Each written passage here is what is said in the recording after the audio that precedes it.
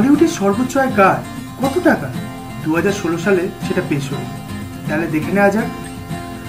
শাহরুখ, আমির ও সালমানের মধ্যে পেশাগত প্রতিদ্বন্দ্বিতার কথা অজানা নেই কারণ। কার ছবি কত ব্যবসা করলো সেই নিয়ে মাথা ব্যথা শুধু তাদের মধ্যে সীমাবদ্ধ নেই, তাদের টাই হার্ট ফ্যানেরাও এই নিয়ে বেশ চিন্তিত থাকে।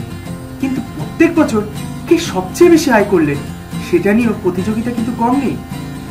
গত বছর সেই তালিকায় প্রথম স্থানে ছিলেন শাহরুখ খান। এবছর তাকে টপকে বলিউডের শীর্ষস্থানে রয়েছেন সালমান খান। সদ্য প্রকাশিত ফোর্বস ইন্ডিয়া সেলিব্রিটি 100 তালিকায় অনুযায়ী 2016 সালে শুধু বলিউড নয়, গোটা দেশের সব সেলিব্রিটিদের মধ্যে সর্বোচ্চ আয় করেছেন সালমান খান। ফোর্বসের কথা অনুযায়ী এবছর 270.33 কোটি টাকা আয় করেছেন শুধু মাত্র সাল্লু ভাই।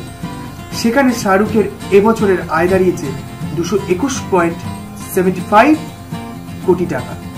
67.42 কোটি টাকা আয় করে দ্বাদশ স্থানে রয়েছেন রণবীর সিং। একাদশ স্থানে রয়েছেন কপিল শর্মা। তিনি বছরের আয় হারিয়ে দিয়েছেন আমির খানকে। সর্বোচ্চ আয় তালিকায় প্রথম 10-এর মধ্যে রয়েছেন দীপিকা পাডুকোন ও প্রিয়াঙ্কা চোপড়া। এদের দুজনের পিছনে নবম স্থানে রয়েছেন অমিতাভ বচ্চন মানে বিগ বি। চতুর্থ স্থানে রয়েছেন অক্ষয় কুমার।